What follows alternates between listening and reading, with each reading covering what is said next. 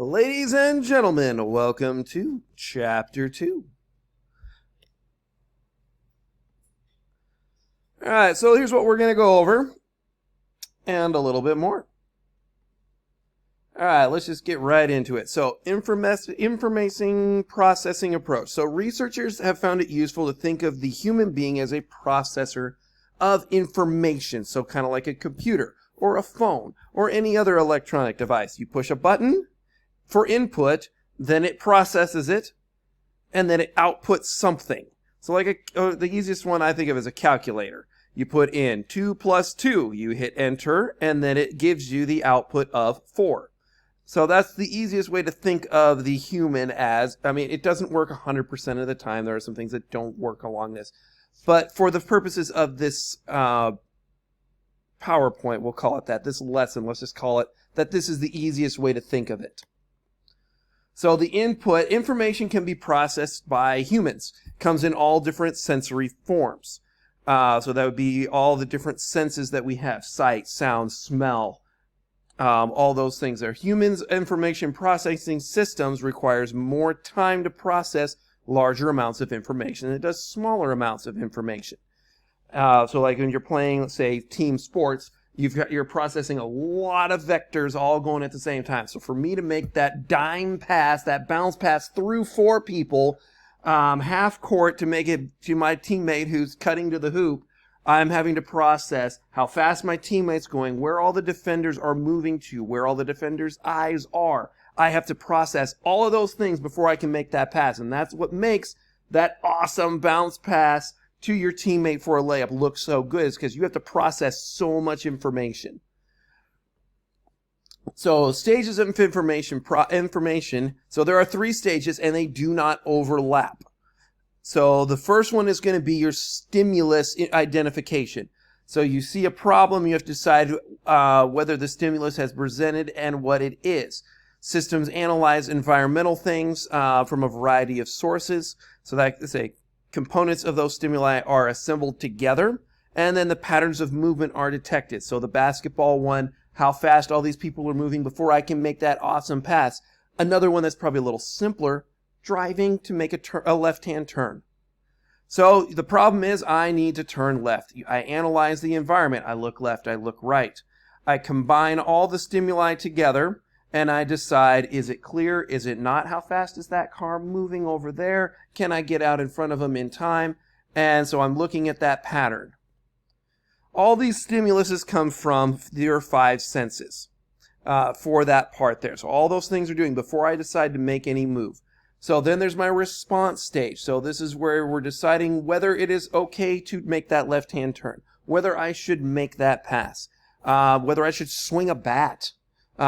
Because you got that time. That's a great example. We'll look into a little more here in a video. As that ball's coming towards you, should I swing or should I not?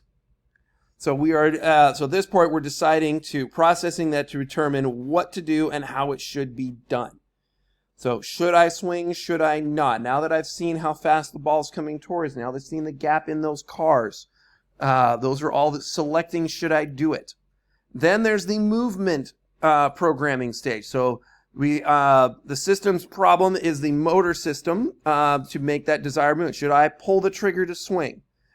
Should I step on the gas? Should I make that bounce pass through all those people? So then I ready the mechanisms in the brainstem and the spinal cord for action, and then I retrieve and organize what we call a motor program. Easiest one is bat swing. Should I swing the bat? Yes. And then I retrieve it, and then but this is all before you even pull the trigger to throw, or to swing, or to step on the gas. To go from gas or brake pedal to there. So all this has been in that little stage right before you even decide to do something. So this output is the stages involved in producing that motor output. So this is the focus of motor control research, is before you actually make this object to should I swing, that's all what we're looking at today. So this is looking at, so there's 64 spots here, 8 by 8, and there are 6 bits of information. So that would be 75%. So the possible locations of the X requires six bits of information is what it would be called for that. So by eliminating 75% of the possibilities, now there's only 16 possible locations. So now there's only 16 or 4 bits of information. So another fun way of thinking about this is here's your input. So input, so identification, response, and then select the program. All that's going to be before we make the response to do something. So here's some more of those things. So input, identification, response, and then selecting the movement program. Now your body can mess with this, like depending on what you see. So sometimes your perception can be a little bit off, and this might be a little bit, might have put this in the wrong part of this lesson, but yeah, we're going to go with it because this is just interesting. So your body can have can sometimes be tricked, or your eyes can be tricked. So sometimes your senses don't quite work. So are all these lines straight? I can tell you that they all are, but because of how your eyes process the information, it makes it look like, and I would just kind of look here, look here, look here, look here, and they're all going to look the same. But if you follow this line straight across, it is a straight line. These are straight line, but because of where all these dots are, your eyes make it look like it's not. This one's really weird. Now, for me to get this one, is this thing moving? Now, I have to look off to the side and then look back. And as I look back, to me, this one I haven't gotten as well. It might work better for you, but as you look away and then look on, look away and then look at it, as you're processing it, it looks like it kind of shifts, at least to my eyes. All right, I had another one there, but I didn't put them in, so we'll keep on rolling. So reaction time. Oh, man, this is such a fun one. Indicating the speed and effectiveness of your decision making. So your response time interval is the period of time that it begins with a stimulus presented and ends with a movement response. So I'm going to have you stop here, and I want you to write down what skills take the most time. Go.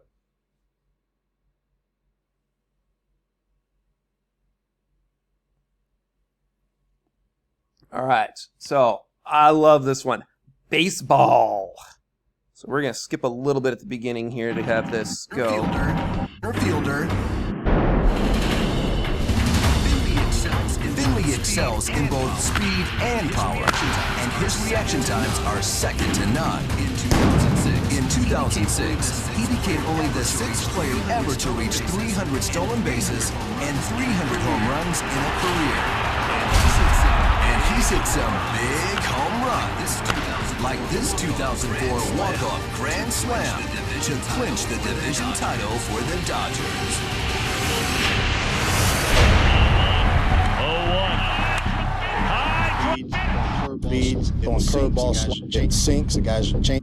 It sinks, the guys changing speeds, throwing curveball, sliders, splits, changes, be able to see that spin as soon as it comes out of his hand and determine whether you're going to swing it or not, ball or strike. And then it's coming at you anywhere from 85 to 100 miles an hour. Because when you're talking portions of an inch off in your swing, determining factor whether hit a bouncer, a line drive, a fly ball, or a home run. That's pretty tough. Now it's time for Finley to step up to the plate. We brought in a flame-throwing major league prospect. 90-mile-an-hour fastballs will put Finley to the test. Our Phantom high-speed camera will record every millisecond of each pitch, and we'll be able to determine if a major league fastball is really faster than the blink of an eye. The orbicularis oculi muscle lowers the eyelid, and the levator palpebrae superioris raises it. Those are some mighty big words to describe some teeny little muscles. But no matter how you describe it, the average blink takes 400 milliseconds. That's 4/10 of a second. Is that faster than a major league fastball? Better up.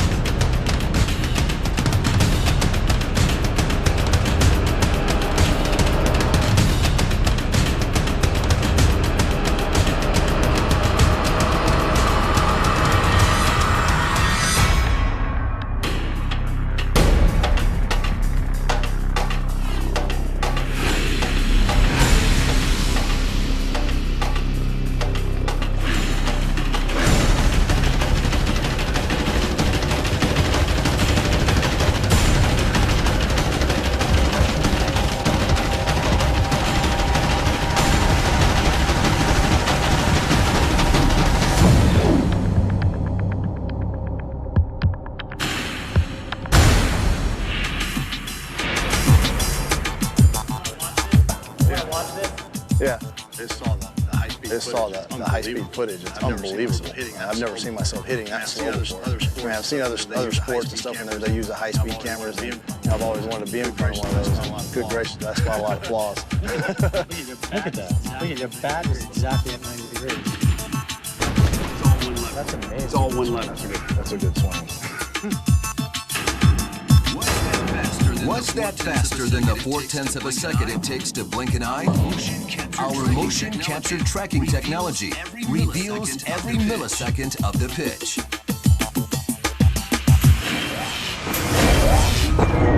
When the ball is released, the image of the ball enters the batter's eyes, where it's broken down into electrical impulses. The brain takes 110 milliseconds to decode this data. By now, the ball has already traveled 15 feet. And that's the reaction time part that we just talked about, the stimulus there. The batter is calculating the pitch's trajectory and whether or not to swing. The ball has traveled another 15 feet. Now is the moment of decision. So that was the stimulus time. Or was our? I'm looking back here.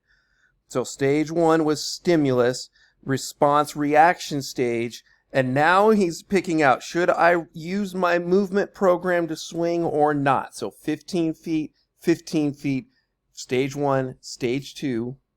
Start a swing with the ball, still 25 feet away from the plate, or it will be too late. And in the last 15 feet, the brain and the eyes cannot work together fast enough, and the ball is essentially invisible.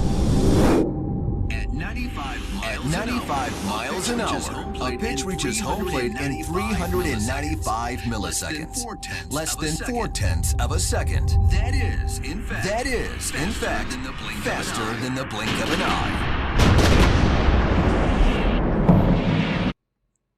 So interesting there. So there are some factors that influence this decision making. So your response time, the intervals measure are accumulated durations from those 3 stages.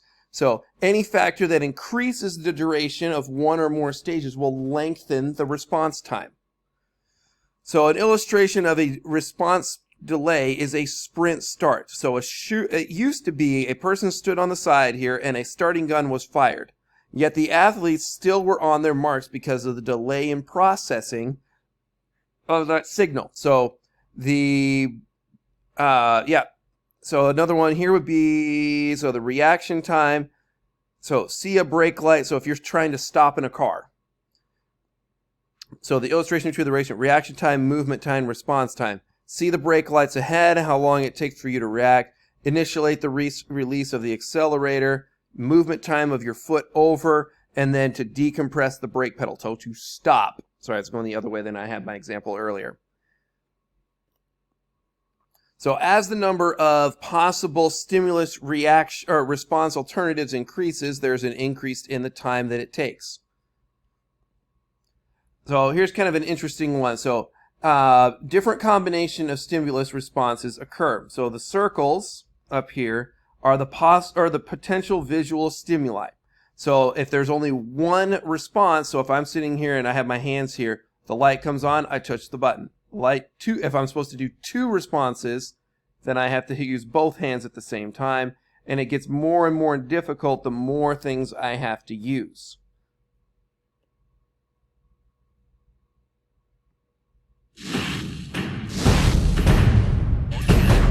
All cannons.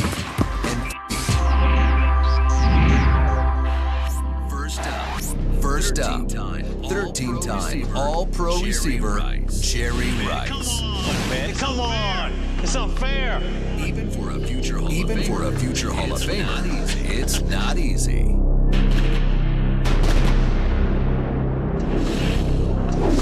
My God! They expect me to react to that? That's crazy. Jerry's not exaggerating. Flying at 40 miles per hour, the balls arrive in just 34 hundredths of a second. That's quicker than a 90-mile-an-hour Major League fastball. And they're rocketing in 2 at a In our test of who has the best hand-eye coordination, some athletes catch on better than others. Pull back. We block. In the end, we narrow it down to the final four. We're going now? MLS goalkeeper Preston Burpo. NFL QB Josh McCown. All-pro wide receiver Chad Johnson. And NBA sharpshooter Jason Capono. For this round, we crank up the ball speed 10% to 44 miles per hour. Now the balls arrive in 31 hundredths of a second. Just focus on it and try to grab it. The hard part is grasping the catch. If you can focus on these, imagine catching the football on the field on Sundays. I'm taking this from the training camp. It took me a little bit of time to get used to it. Trying to get your reflexes going, your peripheral vision going, where you're trying to look at one and the other one's coming at the same time, and that's great for keepers. You're trying to see everything around you. It's Josh versus Jason. Ocho versus Burpo. And it's too close to call.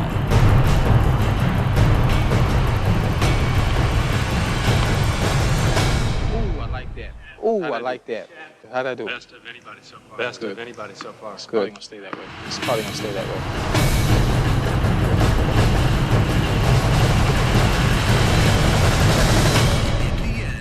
In the end, it's close. But Chad gloves 2 more balls than Burpo to take the crown and leave his opponents empty-handed. I like that. So they added more stimuli by throwing 2 balls at him, pretty much in sequence, but they didn't know which one was coming when.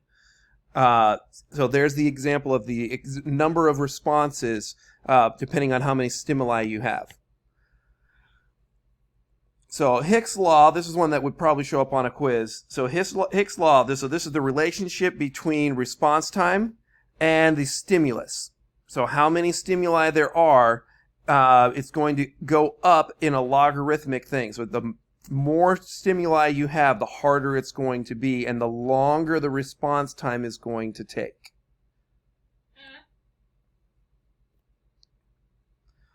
So the capabilities of changing that, so the extent of which a stimuli and the response evokes are connected in a pretty natural way. The number of responses, stimulus response alternatives, increases the capability of your choices. So practice can help overcome a low stimulus response capability, and that's one thing we do in all our practices.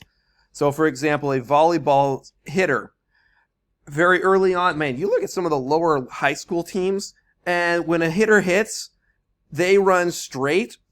That's the direction they're going. If they run from this way, they're going to hit across. Whoop. If they come from the side, they're going to hit across. If they come straight at it, they're going to hit down the line. Now, if you watch a Division I volleyball hitter, they can turn that ball any direction from the same approach. So they try to change that. I think this is handball, team handball. They can make a couple of fakes in the air as they're jumping, fake throw, and they might bounce it towards the keeper. They might throw it at the corner. They might go across their body, but they try to create uncertainty from their opposition by increasing the amount of information the goalkeeper or the receive team has to process. So the population, so the type of stimulus response capability, so likely learned societal associations, red for stop, green for go, is rather than an existing natural relationship. So those can change. So anticipation is something that can help give you a faster one, but you can actually overdo it. We'll get to that in a couple of slides here. So a performer can organize movements in advance, spatial and temporal anticipation. So where that looks really good is in a race car for drag racing. We have a reaction time in a few thousandths of a second. To find out, we brought in one of the rising stars of the National Hot Rod Association. Miles an hour just within the first second. That speed, it wants to launch and fly. Races are literally won and lost by thousandths of a second.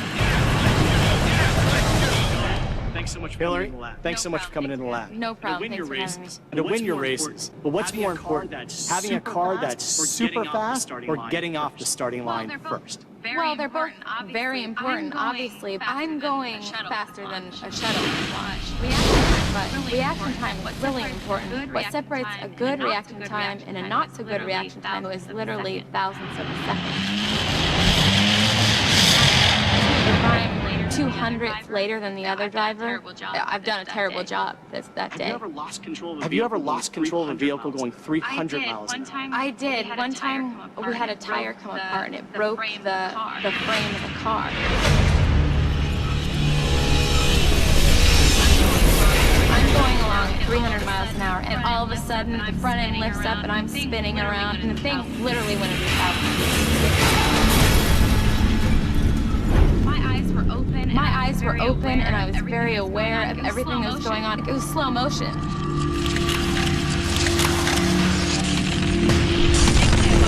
Thankfully, I walked away.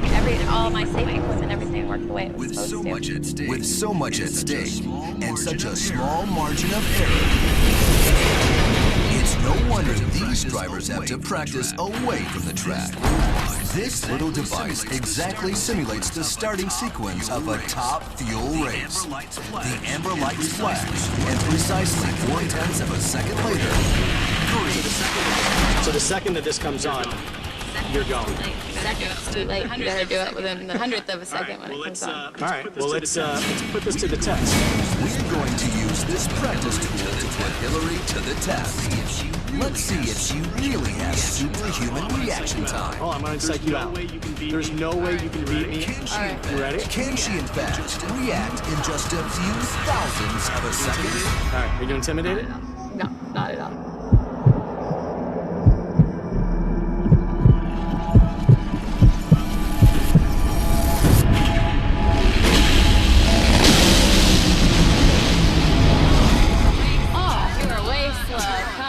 Come on.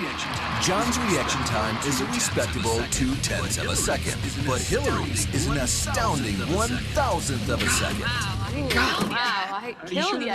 Are you sure this is not rigged? A time difference like this at the starting line means Hillary could win by 2 full car lengths. You blinked. That's the problem. 1,000th of a second is truly amazing. It's definitely faster than a camera flash. And it's 400 times faster than a blink of an eye. How is this? So that is an example of anticipation. So when she anticipates, because she knows 0.4 of a second to hit that button, where the other guy was waiting for the green light to turn on and then click. She was anticipating. So there's some benefits and cost to that. So the advantage of correct anticipation is that the reduction of the effective response time. Hers was 0.001. Also probably practiced on that machine a bunch. The disadvantage occurs when the anticipation doesn't happen.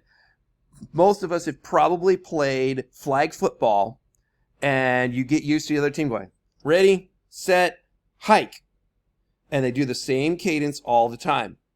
And all of a sudden they go, ready, set, hut one, hike. And the whole defense jumps off sides because that response that they were expecting didn't happen. So that's how you get an offsides from a defensive lineman. So this one's really interesting. So this is 3 different times and different rules. So in sprinting. So before 2004, the rules in a sprint race permitted each runner to make 1 false start. Before they were disqualified if they did it twice. So before 2004, the response time for when the gun clicked, they were going at 150 milliseconds. So comparing that to what we were just doing here a little bit ago, blink of an eye is 0.4. So it'd be 4,000 or 400 milliseconds. And after that, they changed the rules so that they disqualified you immediately after that. So they changed it. So there was a strategic advantage, but when you had a false start, if you overjumped it, it was fine because you had 1 chance. So the legal response time is just over 100 milliseconds is what I have written down here. So the cost of that strategy now is you're no longer allowed to have a false start since 2004. So the response time actually went up in 2004 because people didn't want to false start. See if there was another one here. The cost of, so there was another rule change that in 2010, in 2004, they were how they put this here? No longer was a runner allowed to false start. Instead, they were only given only one of the runners in the field was allowed to make a false start. So every person can have a false start. Only one person can have a false start. And then in 2010, that's where it went to no one can, or any sprinter who false started is immediately disqualified. And that's happened is they jumped the gun before and got totally disqualified and didn't even get a chance to go for a medal. So we can see that the runners all adjusted themselves in their response times due to the consequences. So a short-term sensory stores. So this would be kind of called short-term memory or working memory. So it's responsible for storing lots of information only long enough for it to be abstracted and processed. So that's the part that we're talking about here before you even respond. So that short-term memory is called working memory. It's a temporary thing. And as you rehearse that, you can get better at having more.